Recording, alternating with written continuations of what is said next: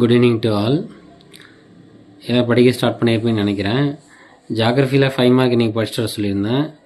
அந்த 5 மார்க்கில் பார்த்தீங்கன்னா ஃபஸ்ட் லெசனில் வந்து explain the divisions of northern mountains and its importance of India அப்படின்னு இருக்கு இல்லையா, அந்த ஃபஸ்ட் கொஷின்னு.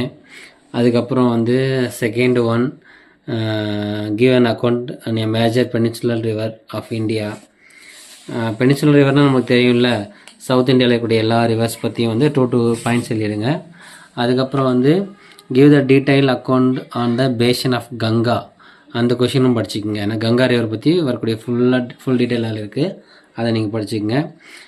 ஃபஸ்ட் லெசனில் ஓரளவுக்கு அவ்வளோதான் நினைக்கிறேன். அதுக்கப்புறம் நீங்கள் செகண்ட் லெசன் போயிடுங்க. செகண்ட் லெசனில் வந்து பார்த்தீங்கன்னாக்கா 5 மார்க்குன்னு சொன்னாக்கா write about south west monsoon. இந்த சவுத் வெஸ்ட் மான்சூன் வந்து நல்லா படிச்சிங்க. அதுக்கப்புறம் வந்து describe the forest of India, இந்த கொஷினும் நீங்கள் பார்த்து, இது ரொம்ப முக்கியமான கொஷின்ஸு. இதில் கண்டிப்பாக கேட்பாங்க, இது ரெண்டில் ஏதாவது ஒன்று கேட்பாங்க. ஒவ்வொரு சப் ஹெட்டிங்ஸ்லேயும் பார்த்தீங்கன்னா 2 பாயிண்ட்ஸ் நீங்கள் படிச்சுக்கலாம், அது உங்களுக்கு நல்லா யூஸ்ஃபுல்லாக இருக்கும். அப்புறம் தேர்ட் லெசன் பார்த்தீங்கன்னாக்கா தேர்ட் லெசனில் டைப்ஸ் ஆஃப் சாயில் இருக்குது, அந்த மேஜர் டைப்ஸ் எல்லாம் பார்த்துக்குங்க. அது தெரியும் உங்களுக்கு, ரெட் சாயில், பிளாக் சாயில், அதெல்லாம் உங்களுக்கு தெரியும். அதுக்கப்புறம் வந்து பார்த்திங்கன்னா மல்டி பர்பஸ் ப்ராஜெக்ட், அதை பற்றி கண்டிப்பாக கொஷின்ஸ் இருக்கும் உங்களுக்கு.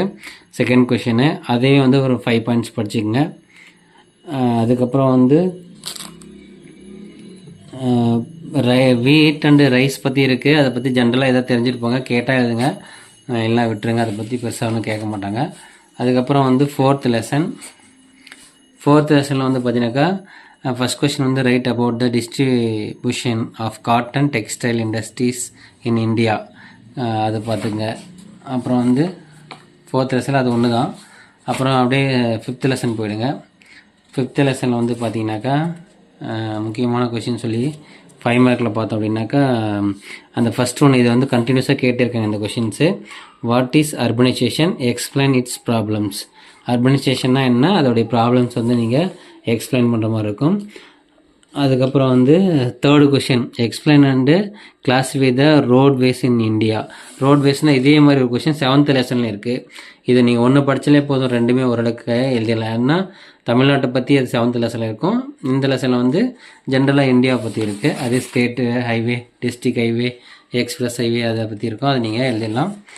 அதுக்கப்புறம் 6th லெசன் போனீங்கன்னாக்கா 6th லெசனில் 5 மார்க்குன்னு சொல்கிறது என்னென்னாக்கா write and account of river Kaveri, அந்த கொஸ்டின் கண்டிப்பாக கேட்கறதுக்கு வாய்ப்பு இருக்குது, பார்த்துக்குங்க. அதுக்கப்புறம் வந்து bring out the types and distribution of soil in India. Tamil Nadu, இந்தியான்னு கேட்டாலும் ஒன்று தான், தமிழ்நாடுன்னு கேட்டாலும் ஒன்று தான், அதே சேம் சாயில் டைப்ஸ் எழுத போகிறோம்.